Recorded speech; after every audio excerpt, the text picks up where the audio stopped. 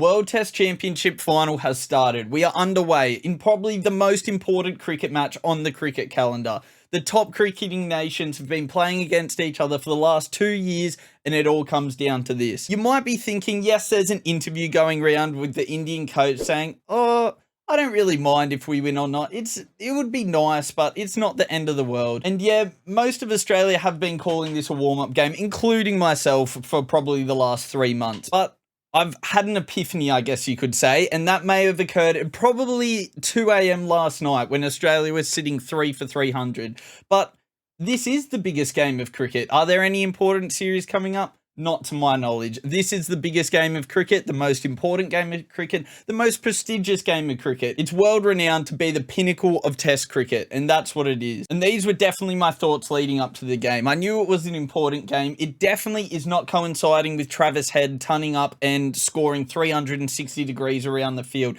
uppercutting, flicking, pull shotting, you name it, he's doing it. It has nothing to do with that. It has nothing to do with the fact that Smith has reintroduced his walking across the stumps technique and he's carting the bowlers all around the place. I just think this is a really important game of cricket that means a lot.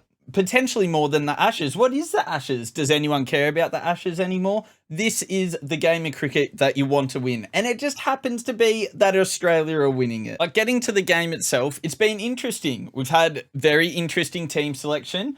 We've had very interesting bowling choices. We've had very interesting batting. And we've had a very interesting pitch. We may as well start with team selection and the pitch, because this pitch, I tell you what, I've been on Twitter the past 7 days. There has been nothing but photos of this 600-meter square, might I add, biggest square I've ever seen. But there's been nothing but hype about this pitch, how it's going to be seaming, how it's going to be bouncing everywhere, it's going to be swinging. There has been so much media attention around this pitch that is going to be an absolute nightmare, a Mumbai minefield all the way at the Oval. And if I'm being honest, the most interesting part about the pitch is that the pitch actually isn't anywhere near as interesting as everyone thought. The first session looked like a nightmare to bat on. It was doing quite a lot the first session. I think Mohammad Shami both bowled excellent in their opening spell. But after Australia survived that first session and started to bat on through the day, it became more apparent that this pitch was nowhere near as bad to bat on as what everyone thought. I think the proof was in the pudding around about tea time when Ricky Ponting was commentating,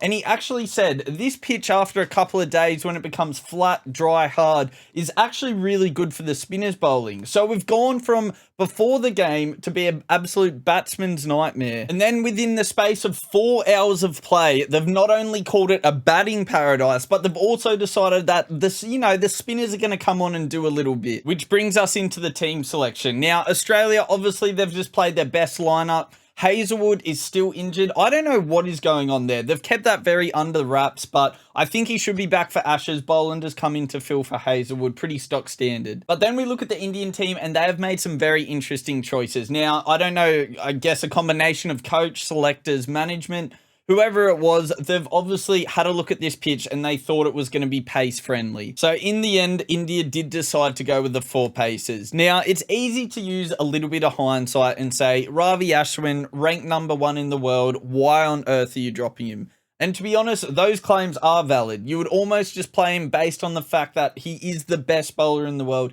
Yes, he picks up most of his wickets in India, but if you have a look at his average overseas, it's still around that 30 mark compared to players like Yadav, where it is, I think, over 40. And again, using the magical power of hindsight, I think it is pretty evident that India are missing something in those middle overs. Something that Ravi Ashwin is perfect at. He's great at coming in those middle overs when there's Australian batsmen set and just disrupting them a little bit. Whether he takes a wicket or not, he always gives them something to think about. So if I'm being honest, I was really, really surprised to see Ashwin dropped. I thought it would either have been Thakur or Yadav to play, not both of them. I thought it would be only one of the two, probably Thakur playing, and then Ravi Ashwin there for those middle overs. Also, I guess it's not as important considering they are bowlers, but Ravi Ashwin can bat, and he can bat well, and he can bat against Australia. He's shown it so many times. He's good for a quick 30, good for a quick 50, and could have really helped him on that end as well. And then we go into the game, and so far, I think it's been a great test. Now, again, being Aussie, it's pretty easy to say when you're 3 for 350 or whatever,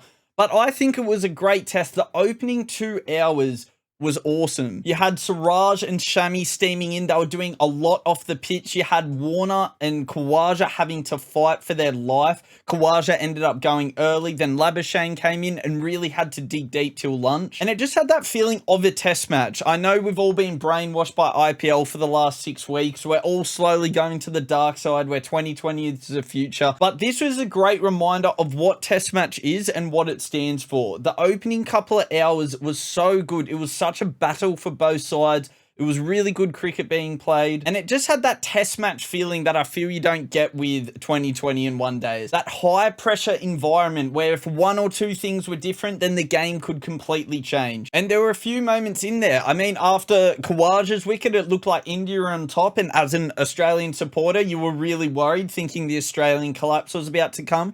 And then they rebuilt for a little bit, and it looked like Australia was on top.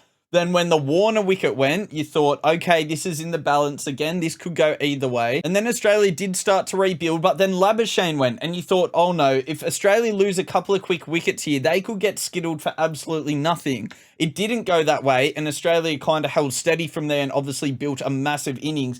But the opening couple of hours was really neck and neck, and just a great watch that you don't really get with the IPL. But then after that opening session, that's when you could feel things starting to slip for India. And again, it does come down to those middle overs. I think Shami, Siraj both bowled excellently.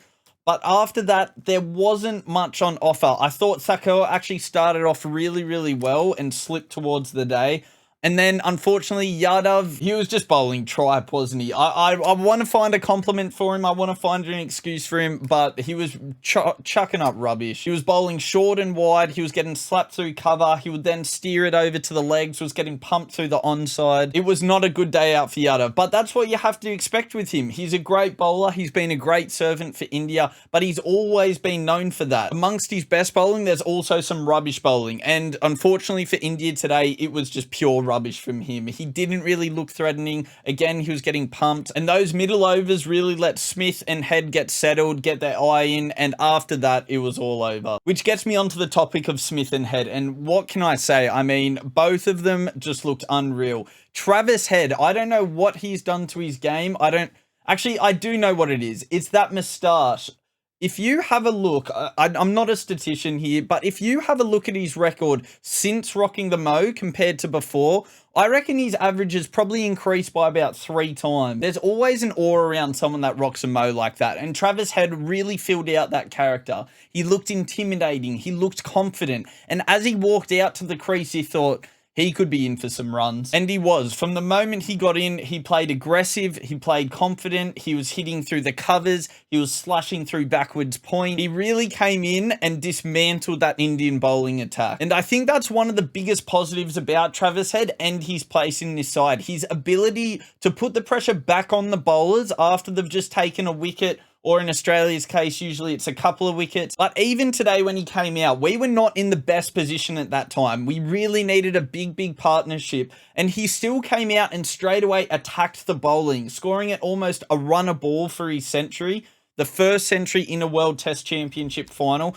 Again, most important game of cricket ever, so this could be the best century ever. But his ability to put pressure back on the bowler is next to none. It reminds me a little bit of Adam Gilchrist, or even more recently, it was Brad Haddin in the Ashes when Mitchell Johnson went crazy. Brad Haddin came in and would put pressure back on the bowlers and score really important runs in the middle order. And it seems like Travis Head is that guy. So I think Head's well and truly found his place in the team. He's batting brilliantly. In particular, this innings is unreal. And it couldn't come at a more perfect time. I mean, not only is it the first innings of a 6-game series, I guess I'm including the Ashes with the World Cup final.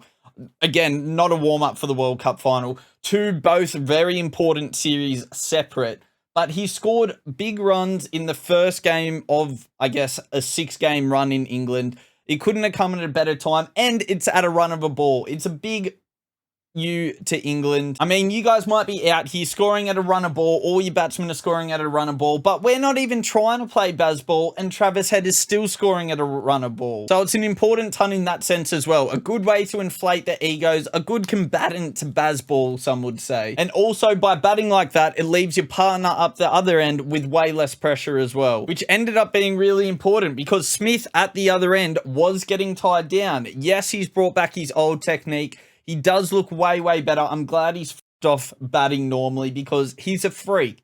Freaks aren't allowed to bat normally. He needs to do his thing, and he's looking great. But that doesn't mean he wasn't feeling the pressure. And he was. I think he was 33 off 100 and something balls. So not only was he scoring quite slow, but he was also getting a lot of good balls. He was really struggling to rotate the strike. So having Travis Head up the other end, scoring at a runner ball, really took the pressure off Smith, allowed him to soak up a lot of the balls, get his iron, get his way into the innings, which he did. And you could actually see, I don't know if it's Smith's mannerisms or what, but it's almost like an iPhone update where you got to update your phone quickly to get all the latest features. It's almost like that happened to Smith. As he was batting, he was looking all right. He didn't look like he was going to get out. He was edging a couple, again, struggling to rotate the strike. And then somewhere halfway in his innings, probably, 100, just before he got to his 50, something clicked for him. Almost, you could see in his mannerisms as he's getting ready to bat, he almost updated on the spot, and all of a sudden, he went from this nervous Smith that's just tickling it around the corner, and everyone's thinking,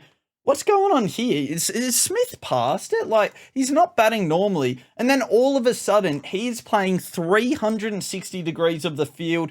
He is hitting it through cover for absolute fun, stepping out to the ball, pumping it, then sucking the bowlers in to bowl onto his legs, and he's clipping them away through the leg side. And it's the Smith of old again. It's the Smith that you're never going to get out in 100 days. It's a Smith that absolutely loves batting, could spend 24 hours on the pitch without anyone noticing. It was the trademark Steve Smith innings, and he took a little bit of time, but then he went on, and he honestly just looks unstoppable at this point. And that about wraps it up. Obviously, now that I've been harping on about Steve Smith and Travis Head, they're both going to get out within the first hour of play tomorrow, no doubt in my mind. But as it stands, Steve Smith, Travis Head batting brilliantly. Australia are definitely on top. I think India made some poor selection choices. I think they've actually been poor bowling. They've not really stuck to their plans. I don't want to sound too much like a commentator, but they've definitely sprayed a lot of free balls that have allowed the Australian batsmen to get set and to look so good. But it's been a combination of India being poor, Australia being great. You would think at this point Australia can't lose the match. Being an Australia fan, I'm not. It's still in the back of my mind. We could collapse very early tomorrow. They could bat and score 600 and all of a sudden it's turned on us. But you would think at this point Australia in an unlosable position, definitely on top of the game, and who knows what the other days are going to bring.